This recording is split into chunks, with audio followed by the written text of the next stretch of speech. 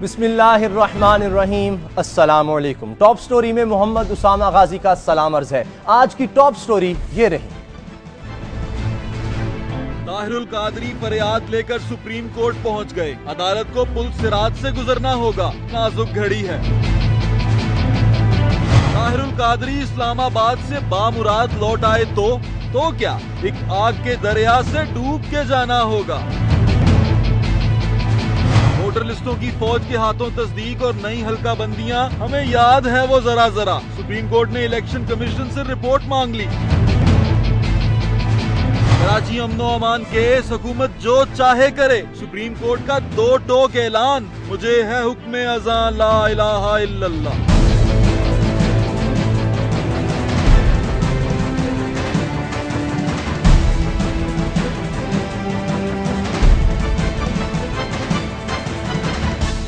पाकिस्तान एक हमागीर बहरान की तरफ बढ़ रहा है। बैक वक्त बहुत कुछ हो रहा है। एक तरफ कराची में सियासतदान धूल चाट रहा है, दूसरी तरफ तालिबान मुज़ाकरात के लिए 3 शख्सियात में से किसी एक की जमानत मांग रहे हैं। नवाज शरीफ को हुकूमत पर तो एतमाद नहीं, लेकिन फिर भी मुज़ाकरात की हिमायत कर रहे हैं। एक तरफ मुंह में अंगूठा डाले आमरीतों की गोद में लोरियां लेने वाले जमहूरियत और दस्तूर पाकिस्तान की आबरू और उनकी बालादस्ती के तराने गा रहे हैं, लेकिन दिल नामुराद उनकी बगल की तरफ देख रहा है कि वहां से कब छुरा निकलता है और कब जमहूरियत की पीठ में उतरता है।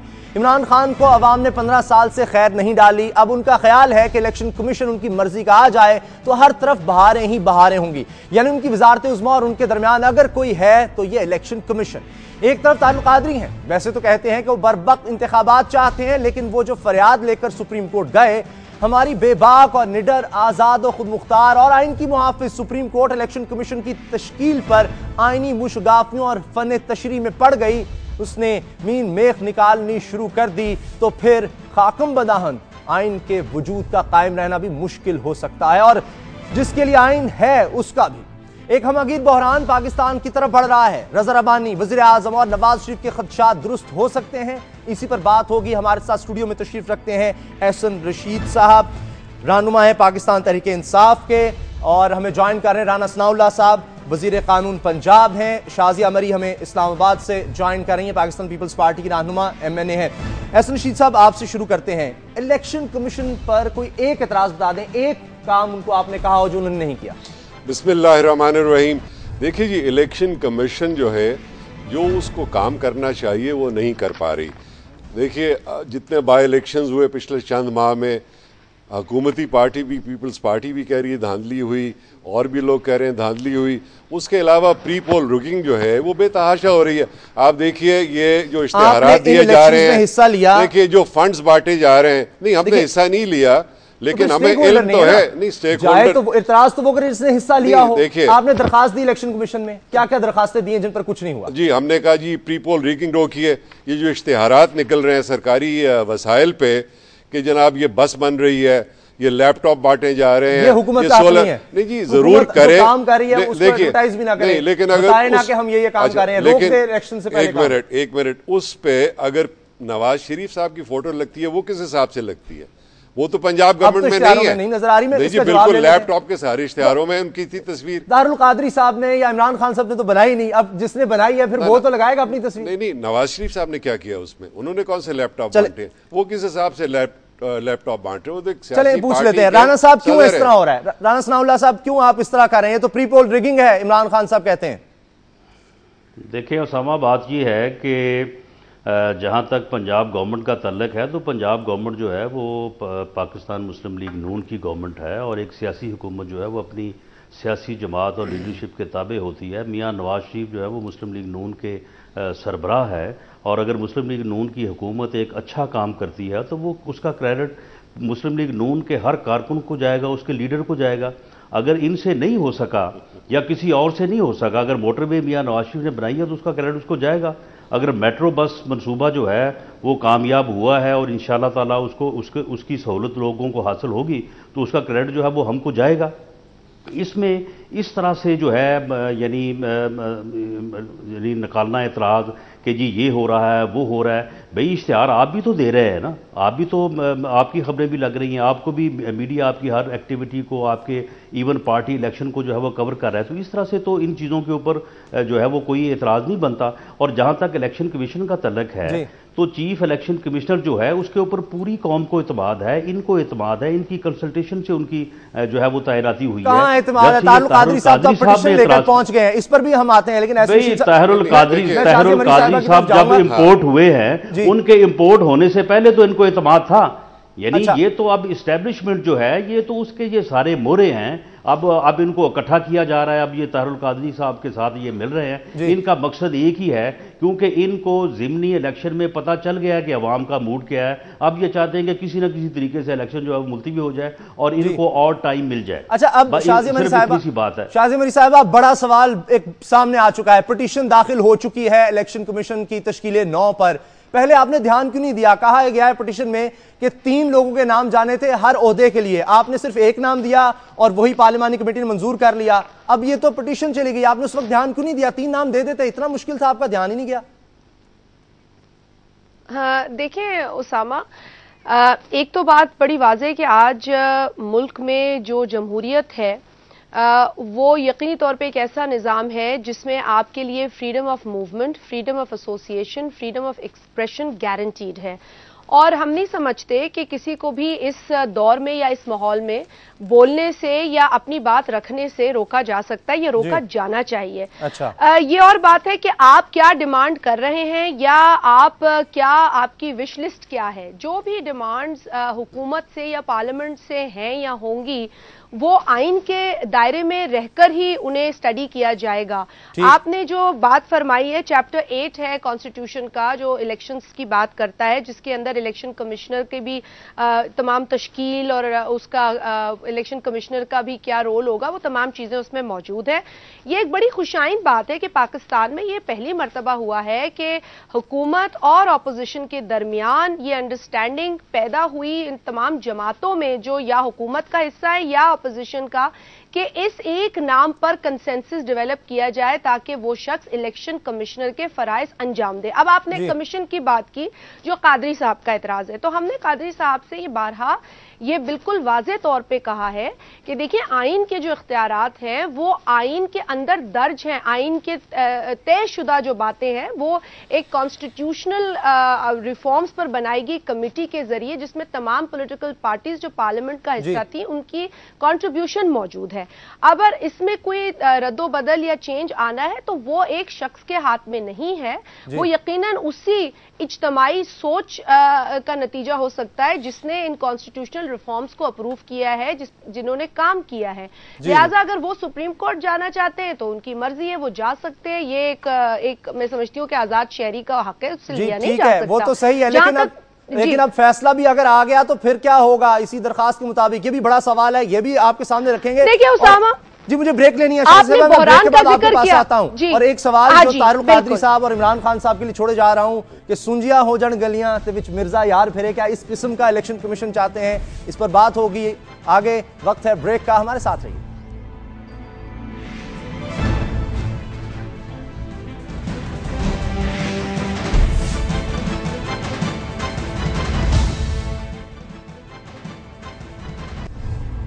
तारुल कादरी साहब दरखास्त सुप्रीम कोर्ट में दाखिल कर चुके हैं कि इलेक्शन कमीशन की तश्कील गैर आईनी तरीके से हुई है। एहसन रशीद साहब ये बताएं, आप समझते हैं दुरुस्त है तारुल कादरी साहब जो कह रहे हैं?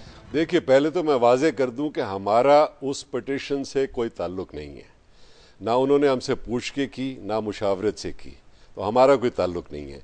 बहरहाल उनका आईनी हक है, वो पिटीशन करें। जो वो कह रहे हैं एतराज दुरुस्त लगता है आपको कि 3-3 नाम जाने चाहिए थे, एक नाम पर एग्री किया गया और टेक्निकल चीजें हैं, वो सुप्रीम कोर्ट उसको देख लेगी, लेकिन हम नहीं चाहते कि किसी सूरत में भी इलेक्शंस डिले हों। अगर तश्कील 9 नहीं हो सकती इलेक्शन कमीशन की, तो फिर इसी इलेक्शन कमीशन को रहना चाहिए, क्योंकि इंतखाबात वक्त में हो। ये हमारी आपके लिए तश्कील 9 जरूरी नहीं है, इंतखाबात वक्त पर होना जरूरी है? आप ये वो ज्यादा जरूरी। अगर ये चॉइस होगी जी तश्कील 9 और कोई इलेक्शन 3 महीने लेट हो, तो हम प्रेफर करेंगे इलेक्शन वक्त में हो। आपको लेकिन हमें गिला है तश्कील 9 हो सकती है, इतना वक्त रह गया? देखिए, ये तो हुकूमत ने जब नेगोशिएट कर रहे थे अलामा साहब से इस्लामाबाद में, उन्होंने एग्री किया कि हम इस पर गौर करेंगे। फिर उन्होंने वो पीछे हट गए कि जी हम नहीं कर सकते इसकी तश्कील नौ, इसलिए वो सुप्रीम कोर्ट गए। लेकिन बहरहाल हमारी सुप्रीम कोर्ट से भी गुजारिश होगी कि अगर ये मामला तूल पकड़ता है तो इसको ख़त्म करें ताकि इलेक्शन वक्त पे हो। लेकिन तो हमें गिला है ये एस्टेब्लिशमेंट का इल्जाम तो फिर दुरुस्त नहीं लगता राणा साहब, इस तरह से कहना। वो कह रहे हैं कि बस अगर आप फ्री एंड फेयर इलेक्शंस होने चाहिए। उसामा मुझे अलाउ कर दें, यहां पर मैं एक लाइन सिर्फ ऐड कर दूंगी एहसन रशीद साहब के इस स्टेटमेंट के ऊपर। देखिए बात यह कि हुकूमत की जानिब से कोई ऐसा वादा नहीं किया गया था जो आइन से हटकर हो या आइन के पैरामीटर्स में जिसकी इजाजत ना हो। हमने बड़ा वाजे कहा था कि जो चीज हमारे हाथ में नहीं है आईनी इस्लाहात के तय पा जाने के बाद वो हम नहीं कर पाएंगे। अलबत्ता अगर किसी इंप्रूवमेंट की गुंजाइश है तो उस पर बात हो सकती है, और अगर आप सुप्रीम कोर्ट या किसी फोरम में जाकर अपनी ऑब्जर्वेशंस या अपनी डिमांड्स रखना चाहते हैं तो आप कर सकते हैं। तो इसमें कहीं भी हुकूमत ने ऐसी कोई कमिटमेंट, ऐसा कोई अग्रीमेंट नहीं किया जहां पर के आइन की किसी शिक के साथ हम खेल सकें या उसे दोबारा देख सकें, क्योंकि ये मैंने पहले भी कहा कि ये पार्लियामेंट्री कमेटी का काम था। और मैं नहीं समझती कि अब कोई ऐसी उल्टी सीधी स्टेटमेंट देने से मसला हल होने को जाएगा। मसला कोई नहीं है। मैं समझना बहरान, देखिए बहरान का आपने अंदेशा जिसका जिक्र किया, मैं ये बता दूं कि बदकिस्मती रही है हमारी। अब 1990 के इलेक्शन के हवाले से भी एक जजमेंट आ गया ना जी सुप्रीम कोर्ट का, उस इलेक्शन को बदनीयती पर मबनी डिक्लेयर कर दिया गया सुप्रीम कोर्ट की तरफ से, जबकि मोहतरमा शहीद ये कहती रही कि ये this is a stolen election, इसमें धांधली हुई है, बदतरीन धांधली हुई है। 1985 में नॉन पार्टी इलेक्शंस हुए, that was a tragedy in the democratic history of Pakistan. आज बनाते हैं ना जिसके लिए हम करते रहे कोशिश। मुझे बताएं, तो देखिए ये चीजें हैं, ये खदशात हैं, अब मुझे बताएं, नहीं है, लेकिन कंसर्न्स है और हर इदारे को बड़ा अपना रोल तरीके से अदा करना पड़ेगा। जहां बूटों की थाप होती है वहां कलम से भी हमने ऐसे फैसले देखे हैं और वो गवाही देते हैं आज भी उन बदकारियों की, जिससे कि आज के जमहूरी दौर में सवाल बनता है राणा साहब से। राणा सनाउल्लाह साहब, आपको सुप्रीम कोर्ट पर बड़ा एतमाद है, तारुल कादरी साहब की पिटीशन है, अगर इस पर फैसला आ जाता है कि तहलील किया जाए, तश्कील नौ की जाए, तो फिर देखें मफरूज़े पे तो बात नहीं करनी चाहिए। और यानी हमें तो ये बिल्कुल जो कानूनी पोजीशन है, जो आईनी एक ना एक फैसला तो आना है ना, उसके मुताबिक फैसला यही आएगा कि तारुल कादरी साहब जो कर रहे हैं इसमें कोई कानूनी और आईनी जवाज नहीं है। एहसन रशीद साहब ने ऐसा हो जाए बड़ी मुस्बत बात की है, बड़ी सही बात की है।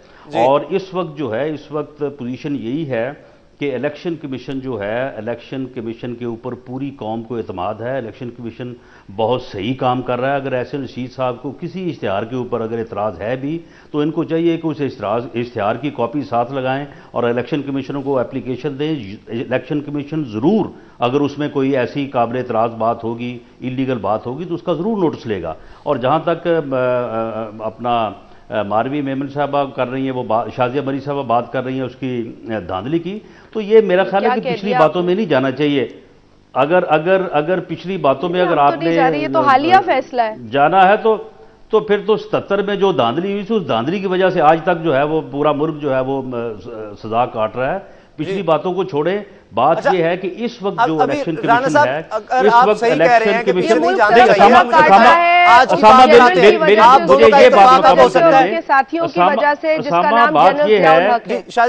कि इस वक्त जो इलेक्शन कमीशन है, इलेक्शन कमीशन उस वक्त के इलेक्शन कमीशन जो 2007-8 में था उससे 100 गुना ज्यादा मजबूत है। लेकिन इसके बावजूद 2007-8 में अवाम ने इलेक्शन के जरिए उस वक्त की हुकूमत, उस वक्त की सियासी जमात, उस वक्त की किंग पार्टी को जो है ओवरथ्रू करके उन लोगों को आगे लेके आई अपने वोट के जरिए से जो लोग मुशर्रफ के मुखालिफ थे, किंग पार्टी के मुखालिफ थे। तो इसलिए अब कोई वजह ऐसी नहीं है कि इस इलेक्शन में अवाम का मैंडेट जो है वो सही तौर पे जो है वो सामने नहीं आएगा। इसलिए इस किस्म का खदशा जो है वो किसी को ज़हन में नहीं रखना चाहिए और सबको इलेक्शन में जाना नहीं जाएंगे। जो हालात बनते चले आ रहे हैं, मियां नवाज शरीफ साहब का बयान देख लें, रजा रब्बानी साहब का देख लें, वजीर आजम का देख लें, इस तरह के बयान आ रहे हैं। आज फखरुद्दीन इब्राहिम साहब ने भी कहा कि ये बदनाम करने की बात है। मेरा सवाल भी साथ सुन ले। आप दोनों की मुशावरत से इलेक्शन कमीशन बना, अब तश्कील न हो सकती है 15 मार्च से पहले या 16 मार्च, जो भी आप कह लें उससे पहले? नहीं, देखिए असामा, इसकी तश्कील नौ की जरूरत आइन नहीं के है। अंदर एक प्रोसेस है, एक प्रोसेस है, जरूरत है या नहीं है वो एक और बहस है। लेकिन आया ये हम एज इंडिविजुअल या इंडिविजुअल जमात कर सकते हैं? नहीं, ये एक पार्लियामेंट्री प्रोसेस के जरिए इस्लाहात सामने आई हैं, इसमें हमारा कोई इख्तियार नहीं है। लेकिन कहीं पर अगर कोई चीज मिसिंग है तो मैंने जैसे कहा कि अब और किसी की ऑब्जर्वेशन है उस चीज पर कि ये मिसिंग है, तो उसके लिए फोरम्स मौजूद हैं। लेकिन आज उन फोरम्स को भी देखना पड़ेगा कि पाकिस्तान में जमहूरियत के तसलसल के लिए जो कुछ आज पॉलिटिकल पार्टीज ने किया है, जिसमें 16 जनवरी भी एक मिसाली दिन था, मैं समझती हूं कि अब हमें यह देखना है कि इदारों ने जो एक बुरी रेपुटेशन कमाई है, अब उनके लिए एक मुस्बित, एक पॉजिटिव, क्रेडिबल रेपुटेशन कमाने का भी वक्त है और उसे अपने एक्शन से साबित किया जा सकता है। और ये एक और बात मैं एक हद तक बिल्कुल रशीद साहब से एग्री करूंगी कि देखिए यहां पर थोड़ी तकलीफ होती है। कुछ बाई इलेक्शन के जो मनाजिर देखे थे हमने, वो कि देखिए नताइज तो यकीनी तौर पर वोट्स के ऊपर होते हैं, उससे हमें कोई उस पर दो राय नहीं है। लेकिन जो एक्शंस थे, जो एडमिनिस्ट्रेशन का अमल दखल था हालात को खराब करने में, ना कि बेहतर करने में, उसका नोटिस नहीं लिया गया।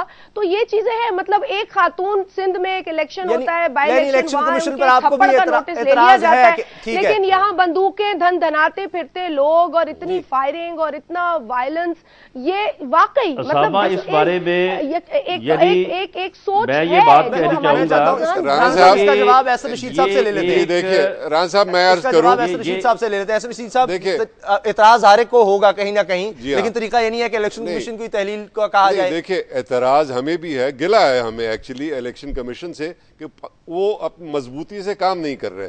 देखिए हम चाहते हैं कि बहुत मजबूत हो, जो प्री पोल रिगिंग हो रही है। देखिए अब इन्हें पिछले आखिरी 3 महीने रह गए हुकूमत के, अब इन्हें डेवलपमेंट फंड्स देने का याद आ गया। हर एक को 10 करोड़ लगा दी, और क्या करें, उस पर एतराज है। इजाजत दे दी उन्होंने थोड़ी सी, नहीं, लेकिन जो 30-30 करोड़ पाबंदी तो समझ में नहीं आती, 30 करोड़ एक एमपी को दे रहे बलूचिस्तान में, वो 30 करोड़ आखिरी 3 महीने में डेवलपमेंट करेंगे। इसी तरह पंजाब में दे रहे हैं। आपके प्राइम मिनिस्टर साहब 50 अरब रुपए डिस्क्रिशनरी फंड पे ले गए हैं, 20 अरब रुपए अपने हल्के के लिए दे दिए हैं। 4 माह में वो डेवलपमेंट फंड हो गए। ये तो सारा आपको पता है, कमीशन हर एक की तय है, वहां पे हर MNA की, MPA की, ये सारे इलेक्शन के लिए पैसे निकाले जा रहे हैं हुकूमत से। तो इस किस्म की चीजों को इलेक्शन कमीशन को देखना चाहिए, प्री पोल रिगिंग रोकनी चाहिए। हम चाहते हैं साफ शफाफ इलेक्शन हो, ईमानदारी से हो। हम चाहते हैं इलेक्शन कमीशन मजबूत हो पाकिस्तान का। ठीक है, बहुत बहुत शुक्रिया। पाकिस्तान की बका इस इलेक्शंस पे है, अगर साफ शफाफ नहीं हुए तो खून खराबा हो जाएगा। बात जरूर कहूंगी, मैं रशीद साहब से एक बात आपके तवज्जुह से जरूर कहूंगी कि आज अस्मा जहांगीर साहिबा का भी एक बयान आया हुआ है प्रेस के अंदर। मेरा ख्याल है कि इस तरह के जो मतलब एक बैटल ग्राउंड पीटीआई की तरफ से लग रहा है एक ह्यूमन राइट एक्टिविस्ट के लिए, मैं समझती हूँ कि अब हमें ये चीजें भी खत्म कर देनी चाहिए। और आपने जैसे फरमाया कि किस किस्म का केयरटेकर सेटअप या इनको वहां प्राइम मिनिस्टर चाहिए, तो देखिए ये कंसेंसस से हो सकता है। There is room for improvement and better decisions, लेकिन लेबल करना लोगों को किसी भी तरीके से, आपको न्यूट्रलिटी देखनी है ना इंसान की, मेरा ख्याल है उस पर जाएं। हमारे ऊपर भी 10 लोग तनकीद करते हैं, लेकिन अगर उनका नाम सामने आता है, उनकी रेप्यूटेशन क्रेडिबल होती है, तो वी हैव नो ऑब्जेक्शन।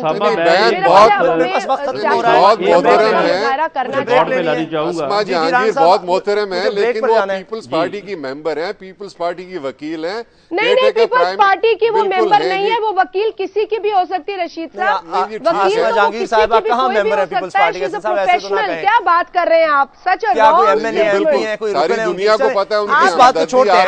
आपका स्टेटमेंट दी है तो फिर ब्रेक लेनी है, आप देखिए, ब्रेक के बाद मैं आता हूं for legal reply when she break के बाद आते हैं। तहरीक इंसाफ हमारी कोई मेंबर नहीं है, 9 जो है इतनी ज्यादा जरूरी नहीं है, साफ शफाफ इलेक्शंस बहुत जरूरी है। मुझे ब्रेक लेनी है, ब्रेक के बाद जब आएंगे तो बात करेंगे इलेक्शन कमीशन का जो कराची में किरदार है उस पर भी सवाल उठ रहे हैं। आज एक अहम मुलाकात भी हुई है अपोजिशन की जमातों से, उस बारे में बात करेंगे और कराची की अमन व अमान की सूरत पर बात होगी। कहीं मत जाइए, ब्रेक के बाद मिलते हैं।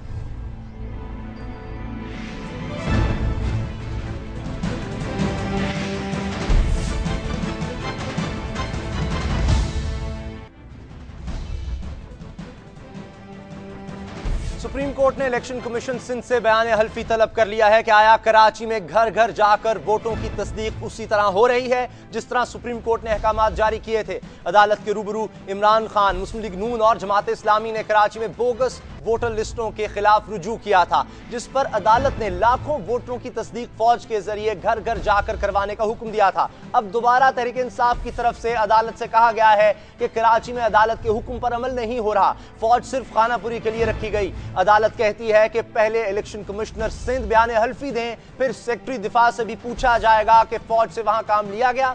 आज यही जमातें शिकायत लेकर चीफ इलेक्शन कमिश्नर के पास भी गईं, वहां मामलात इफ़हाम और तफहीम की तरफ बढ़े। इलेक्शन कमिश्नर का कहना था कि अगर इस बार शफाफ इंतखाबात ना हो सके तो फिर कभी नहीं हो सकेंगे। कराची के हालात पर अपने मुलाकातियों से उनका क्या कहना था, उनका ये भी अपने मुलाकातियों से ये कहना था चीफ इलेक्शन कमिश्नर का कि जब तक मेरा बेटा घर नहीं लौट कर आता तब तक मुझे नींद नहीं आती।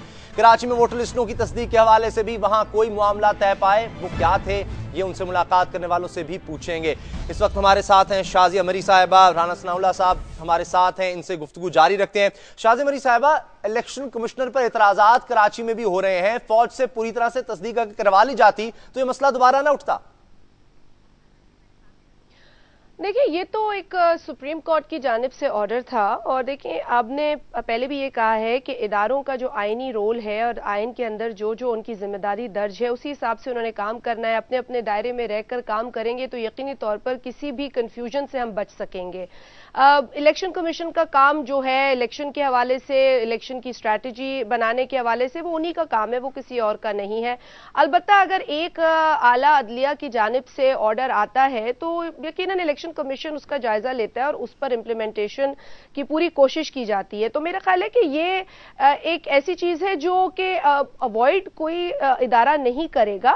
इलेक्शन कमीशन ने भी, जो कि हम उनके बयानात सुनते हैं कि उन्होंने पूरी ये कोशिश की है कि वोटर लिस्ट की जो तस्दीक है उसका पूरा अमल है वो बाकायदा रिक्वायर्ड तरीक़ेकार के मुताबिक हो। जितना उन्होंने किया है उस पर वो अपनी अप टू डेट बताते रहते हैं और शेयर करते हैं थ्रू मीडिया ऑल्सो। मैं एक बात जरूर कहूंगी और मुझे थोड़ा इस पे हैरत भी होती है कि आपने जिक्र किया कुछ लोगों का जो अब सामने है तस्दीक के हवाले से इस अमल में। अव्वल तो हर जगह तस्दीक होनी चाहिए क्योंकि एक डिक्टेटर जब जाता है तो यकीन अपने दौर में जो वो गंद करके जाता है तो उस गंद को देखना भी और उसको बेहतर करना भी जरूरी है और ये भी एक बड़ा अहम काम है। कराची ही नहीं बल्कि हर जगह इसको देखना जरूरी है, लेकिन अब वक्त कितना है ये भी एक अहम एस्पेक्ट है।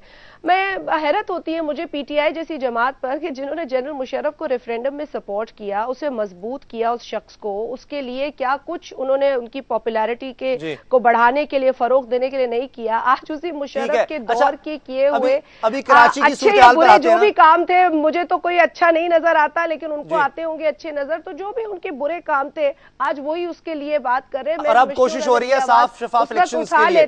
ठीक है, अदालत के अहकामात पर आते हैं। इदारों का ये जो एक कंफ्यूजन रोल है, कभी वो किसी के पीछे छुप जाते हैं, कभी वो किसी के पीछे। दूसरे मेहमानों से भी गुफ्तगू करते हैं। शाजी साहबा एक मिनट, नहीं, हमारे साथ अहमद हसन साहब हैं, कराची से रेजिडेंट एडिटर हैं रोजनामा दुनिया के, उन्होंने भी हमें ज्वाइन किया, और नईमुर रहमान साहब जमात इस्लामी के रहनुमा हैं, उनको भी शरीक गुफ्तगू करेंगे। अहमद हसन साहब, जिस तरह अदालत कह रही थी अब दोबारा कहा जा रहा है, इस पोजीशन में है इलेक्शन कमिश्नर, ऐसी कारकर्दगी रही है कि वो बयान हल्फी दे सकें कि वाकई फौज से वो काम लिया गया जो अदालत चाहती थी?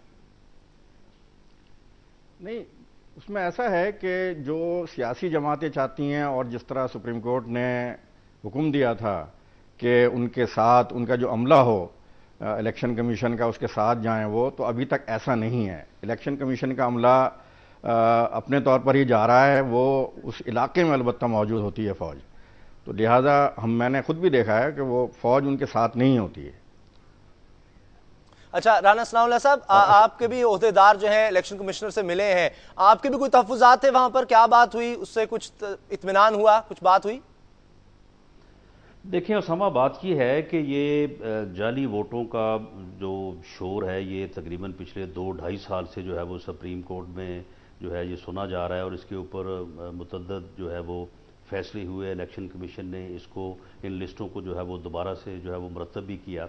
अब इसमें देखें बात यह है कि जो सुप्रीम कोर्ट का फैसला था जो, और इलेक्शन कमीशन ने जो वहाँ पे करना था, जो वोटों की तस्दीक है वो तो वही अमला करेगा जो वोटों का इंदराज भी करता है और जो इलेक्शन कमीशन का अमला है। उस इलाके में फ़ौज का अगर मौजूद है तो मैं समझता हूँ कि ये काफ़ी है, क्योंकि फ़ौज ने वहाँ पे मौजूद होना है उस अमले को काम करने के लिए तहफ़्फ़ुज़ देने की खातर।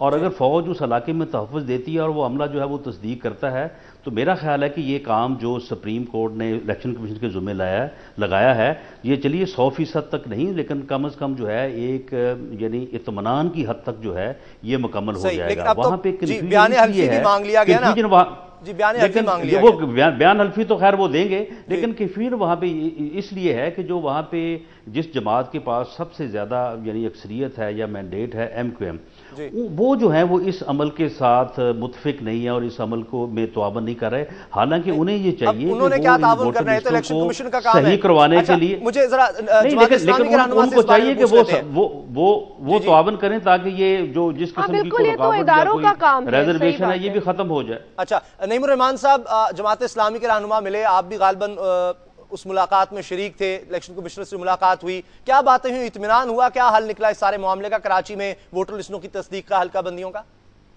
बिस्मिल्लाहिर्रहमानिर्रहीम।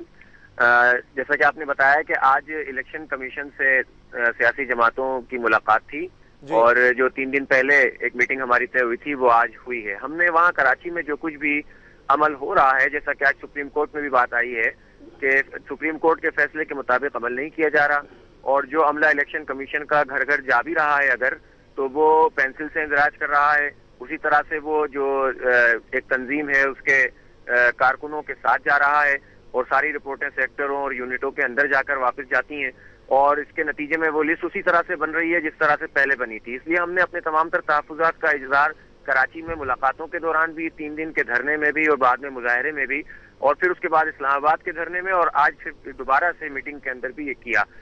उस पर इलेक्शन कमिश्नर साहब ने कहा कि हमारी जो है पहली तरजीह यही है कि साफ और शफाफ इंतखाबात हों और हम कोशिश करेंगे कि ये तमाम तर चीजें जो शिकायत दूर की जाएं। तो हमने अपने वाज़ेह तौर पर इस बात का ऐलान किया। फिर उन्होंने ये भी कहा कि हम सिर्फ वोटर लिस्टों को ही नहीं बल्कि हम पोलिंग स्टेशन में भी जो है वो फौज को बिठाने का एहतमाम कर रहे हैं। तो इस बात से तो सबने एग्री भी किया कि ठीक है कि मजमूई तौर पर पूरे इलेक्शन का अमल साफ और शफाफ होना चाहिए, इसलिए कि ये शहर कराची जो कि इस वक्त कत्लो गारतगरी का जिसमें बाजार गर्म है और रोजाना 15-20 लाशें गिर रही हैं, और जहां सियासी लोगों को धमकियां मिलती हैं, जहां पर लोगों को काम क्या जिंदगी गुजारने का मौका नहीं मिल रहा, तो वो इलेक्शन कैंपेन क्या चलाएंगे? अगर पोलिंग स्टेशन पर फौजी खड़ा होगा तो उससे साफ शफाफ इलेक्शन मुमकिन होंगे, आपका ख्याल है? मैं इसी पे अहमद हसन साहब आपसे राय जानना चाहूंगा। आप बड़ी अच्छी तरह जानते हैं कराची के हालात को, आप क्या समझते हैं, इससे साफ और शफाफ इलेक्शन हो सकेंगे कराची में?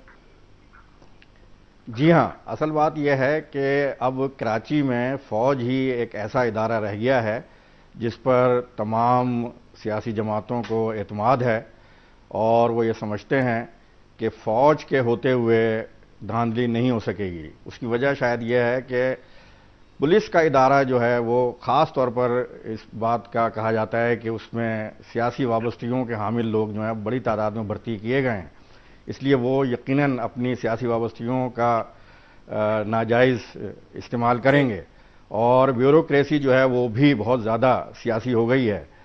लिहाजा अब सिर्फ एक फ़ौज ही रह गई है जिस पे एतबार किया जा सकता है और जो गैर जानिबदार होकर फैसले करा सकती है। ठीक है, नहीं एक अच्छा फैसला है और इससे कुछ इत्मीनान मिलेगा वहां पर मौजूद अपोजिशन जमातों को। उसामा, इसमें मैं थोड़ा जी मेरे पास वक्त खत्म हो रहा है। शाज़े मरी साहब बहुत शुक्रिया आपका, राना सनाउल्लाह साहब आपका बहुत शुक्रिया, लेकिन फिर भी जाते जाते मैं चाहूंगा ब्रेक से पहले जी शाज़ी साहबा प्लीज लास्ट वर्ड्स। मैं कहूंगी कि विद ऑल ड्यू रिस्पेक्ट यहाँ पर जो बात हुई है कि देखिए किसी भी चीज़ को डिस्क्रेडिट करने के लिए उसको सियासी कह देना ये बड़ी गलत बात है। हमने तो इस मुल्क को पॉलिटिसाइज करने के लिए खून दिया है, ये डीपॉलिटिसाइज करना डिक्टेटरों का अमल रहा है, जनरल्स का अमल रहा है। पुलिस अगर इतनी आपको लगता है इनएफिशिएंट है तो 150 पुलिस एहलकार शहीद इन्हीं कार्रवाइयों में हुए जो कराची में आज हमारे लिए बहुत बड़ा कंसर्न है। और इसी तरीके से आप कुर्बानियों के बावजूद अमन नहीं हो सका। सुप्रीम कोर्ट भी ये कह रही है, सुप्रीम कोर्ट भी ये कह रही है किसी तरह भी इत्मीनान नहीं नजर आ रहा कराची में पुलिस की कारकर्दगी से। बहुत शुक्रिया आपका शाज़िया मरी साहबा, राना सनाउल्लाह खान साहब हमारे साथ थे, मुस्लिम लीग नून के रहनुमा, इनका हम शुक्रिया अदा करते हैं। और खास तौर पर आगे हम बात करेंगे, अगली स्टोरी है हमारी कराची की अमन और अमान की सूरत हाल। इलेक्शन कमीशन से मुलाकात के बाद ऑपोजिशन जमातें कुछ एतमाद में नजर आ रही हैं। इत्मीनान मिला है कि फौज तैनात होगी हर पोलिंग बूथ पर, लेकिन कराची के अमन और अमान की सूरत हाल से कोई मुतमिन नजर नहीं आता। सुप्रीम कोर्ट में आज जो कुछ हुआ उससे भी यह जाहिर हो रहा है। इसी बारे में तफसील से बात करेंगे मेहमानों से ब्रेक के बाद। हमारे साथ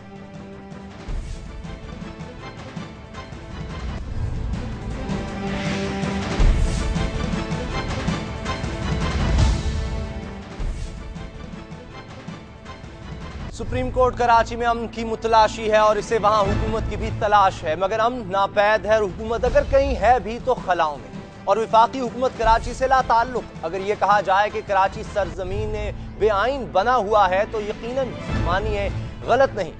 सुप्रीम कोर्ट ने 6 अक्टूबर 2011 को कराची अमन अमान केस में फैसला दिया था और इस फैसले के बाद यानी 1 साल के दौरान 2300 अफराद मारे गए। आज भी कुछ बोरी बंद और कुछ मुर्दा वजूद सड़कों पर पाए गए। खबरें हैं कि 17 लोग मारे गए। कराची में टारगेट किलिंग के खिलाफ उलमा ने कल के लिए हड़ताल की कॉल दे दी है। आपको याद होगा सुप्रीम कोर्ट ने 2011 में हुकूमत को हिदायत की थी कि नाजायज असले की रोकथाम के लिए कानून साजी की जाए। 16 महीने हो गए, यह कानून नहीं बन सका। अदालती हुक्म था कि पैरोल पर रिहा किए गए मुल्जिमान को दोबारा गिरफ्तार करके जेलों में डाला जाए, मगर यह भी ना किया गया। बदनाम जमाना अजमल पहाड़ी की गिरफ्तारी भी अदालती दबाव की मरहून मिन्नत रही। अदालत ने यह भी कहा था कि सियासी जमातों के अस्करी विंग्स खत्म किए जाएं, मगर इस पर भी अमल नहीं हो सका। एक टॉर्चर सेल की वीडियो सामने आई, मगर पुलिस हो या रेंजर्स छापा नहीं मार सकी। अदालत को आईजी सिंध के वकील ने बताया कि इस टॉर्चर सेल का कोई मुल्जिम गिरफ्तार नहीं हो सका, जिस पर जस्टिस आरिफ खिलजी ने कहा कि कह दें सुप्रीम कोर्ट ने जो निशानदेही की है वहां कार्रवाई करते हुए पर चलते हैं। गर्ज कोई जमात अपने अस्करी विंग्स की तरफ किसी को आंख उठाने की भी इजाजत नहीं देती। छापे और गिरफ्तारियां तो ख्वाबो ख्याल की बातें हैं। अदालत का यह भी हुक्म था कि सिंध पुलिस से सियासी मुदाखलतकारी रोकी जाए। यह हुक्म इसलिए था कि वाजिद दुरानी साबिक आईजी सिंध ने अदालत को रिपोर्ट दी थी कि सिंध पुलिस की 40% भर्ती सियासी बुनियादों पर हुई है। आज अदालत को इस नुक्ते पर आईजी सिंध फयाज लगारी के वकील ने दावानुमा रिपोर्ट दी कि सिंध पुलिस के 1 लाख एहलकारों और अफसरों का कोई सियासी ताल्लुक नहीं है, जिस पर जस्टिस अमीर हानी ने कहा कि इस रिपोर्ट का एक ही मतलब निकलता है कि या तो साबिक आईजी सिंध ने झूठ बोला या फिर मौजूदा आईजी पुलिस झूठ बोल रहे हैं। हुक्म था कि कराची के 9 एरियाज को खत्म किया जाए। डीजी रेंजर्स को हुक्म था कि वो खुद जाकर छापे मारे, मगर आसमान कराची डीजी रेंजर्स को मुतहरिक देखने के लिए तरसता ही रह गया। अदालत का हुक्म यह भी था कि कराची में नई हल्काबंदियां की जाएं, लेकिन इस हिदायत पर अमल किया क्या होना था, आसमान सियासत पर बिजलियां कड़कती रहीं।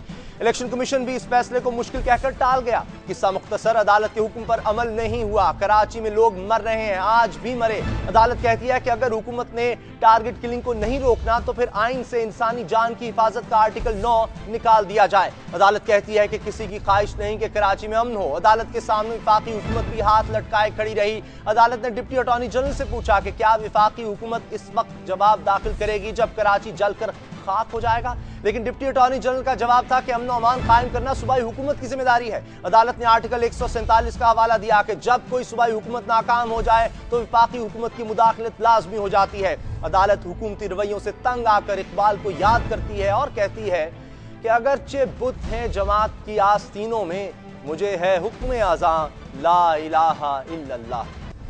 अदालत समाअत कल तक मुलतवी करके अपने पीछे सियासतदानों के लिए सवाल छोड़ गई। इन सियासतदानों के लिए जो जमहूरियत नामी देवी के लिए 30 मार खान बने रहते हैं कि इन्हें क्या मालूम है कि जमहूरियत के नाम एक बार फिर वारंट कराची से ही जारी होने वाले हैं। कराची की बदअमनी की जिम्मेदारी सियासतदान अपने तर्ज अमल से अपने खाते में डाल चुके हैं। सवाल सिर्फ इतना है कि अगर सुप्रीम कोर्ट ने बलूचिस्तान अमन अमान केस जैसा फैसला कराची केस में भी जारी कर दिया तो फिर क्या होगा? क्या अदालत में सियासतदानों के खिलाफ चार्जशीट तैयार हो रही है? इस पर बात करने के लिए हमारे साथ हैं अहमद हसन साहब, रेजिडेंट एडिटर हैं रोजनामा दुनिया कराची के, और शजील मेमन साहब वज़ीर इत्तलात सिंध हैं, उनसे भी इस हवाले से बात करते हैं। शजील मेमन साहब, जो अहकामात थे सुप्रीम कोर्ट के, अस्करी विंग्स खत्म किए जाएं, असलहे के लिए कानून साजी की जाए, बज़ाहिर सादा से हैं, क्यों नहीं इन पर अमल हो सका?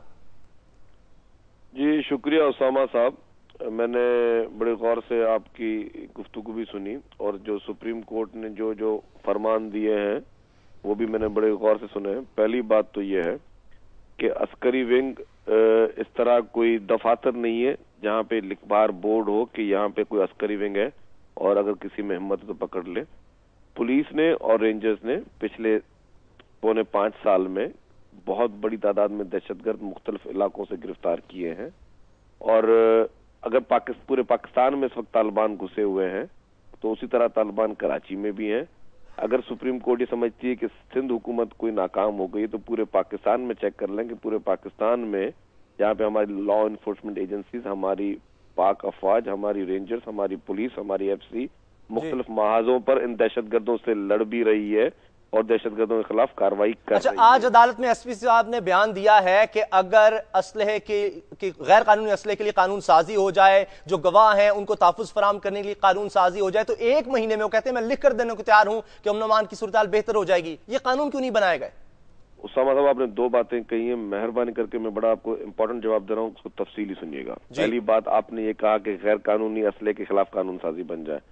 खुदा के वास्ते अवाम को सच बताएं, गैर कानूनी असले के लिए ऑलरेडी कानून मौजूद है, जमानत भी हो जाती है।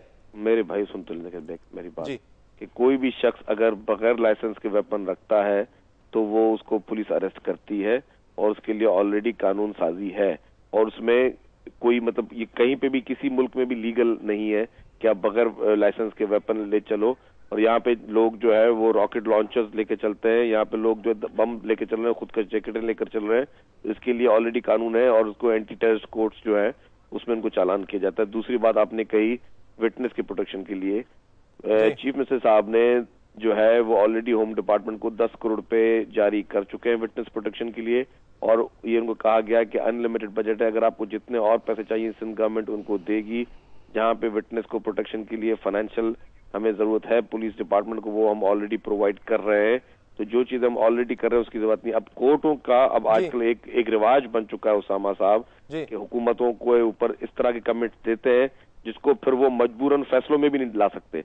जिस तरह कल सुप्रीम कोर्ट ने ये फरमाया कि हुकूमत इख्तियार दे दे कि लोग अपनी मर्जी से निकलें या हुकूमत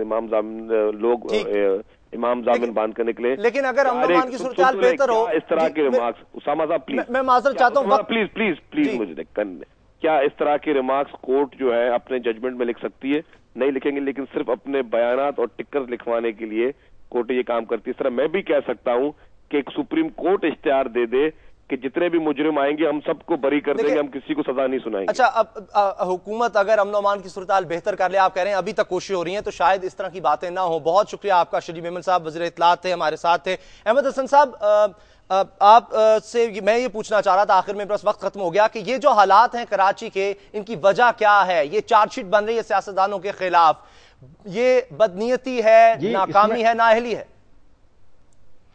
असल में हमारी बड़ी बदकिस्मती है जी सिंध की कि यहाँ वज़ीर आला आम तौर पर बहुत कमज़ोर होता है। और इस वक्त तो ज़्यादा बदकिस्मती है कि ना सिर्फ वज़ीर आला कमज़ोर हैं बल्कि 2 वज़ीर आला मतलब मज़ीद यानी 2 मज़ीद हैं जो गैर एलानिया हैं। तो अब जो हांडी 3-3 बावर्ची पकाएंगे और बिल्कुल मुतज़ाद सिमतों में जा रहे होंगे, उसका क्या असर होगा? और इसके अलावा यह है कि जैसा कि अभी उन्होंने कहा था मेरी बात पर कि पुलिस जो है वो सियासत ज़दा हो गई है, वो सख्त नाराज़ हुई थी शाज़ मरी। हालांकि बिल्कुल हकीकत है ये कि बेशतर पुलिस अफसरान जो हैं वो किसी न किसी सियासी जमात से वाबस्ता हैं और उनके हुकूक का तहफ़्फ़ुज़ करते हैं, उनके जो सरपरस्त हैं वो उनका तहफ़्फ़ुज़ करते हैं। और जो पुलिस अफसरान हैं, जो थानेदार हैं, उनको ये पूरी तरह यकीन है कि हमारे खिलाफ कोई सज़ा देना तो दरकिनार, हमें कोई यहाँ से तबादला भी नहीं कर सकेगा। तो इस हवाले से अभी तक ये कहीं भी कोई मौसर इक़दामात नहीं किए जाते, और अगर फ़र्ज़ कर लें कोई मौसर इक़दाम का कहा भी जाता है तो उसको अधूरा छोड़ दिया जाता है। और जब किसी इक़दाम को अधूरा छोड़ा जाता है, किसी ऑपरेशन को, तो फिर दहशतगर्दों के अज़ाइम इतने बुलंद हो जाते हैं, हौसले इतने बुलंद हो जाते हैं, वो किसी बड़े से बड़ी यानी नतीजा निकला कि सुप्रीम कोर्ट में जो कुछ कहा जा रहा है वो दुरुस्त है, उस पर इक़दामात अभी तक नहीं किए जा रहे वाले तमाम इदारों की तवज्जो दिलाना चाहता हूं सही कि वो अपनी ड्यूटी जो है सही तरह से अंजाम दें। अगर ये फौरी तौर पर इक़दामात नहीं किए गए तो ये ठीक है, पानी सर से ऊंचा हो जाएगा, उनके भी बस में नहीं रहेगा। बहुत शुक्रिया अहमद हसन साहब। कराची में जो हालात हैं, बदअमनी केस में जो निशानदेही की जा रही है वाज़ेह तौर पर दुरुस्त नजर आ रही है और इस पर अभी तक कोई सही तरह से कार्रवाई नहीं की गई। अब भी सियासी भर्तियां पुलिस में हैं, इनको खत्म करना होगा, तभी जाकर हालात कराची में बेहतर हो सकते हैं। मोहम्मद उसामा गाजी को इजाजत दीजिए, दुआ में याद रखिएगा। अल्लाह ताला आपको औलाद के गम और नफरतों से महफूज रखे। अल्लाह हाफिज।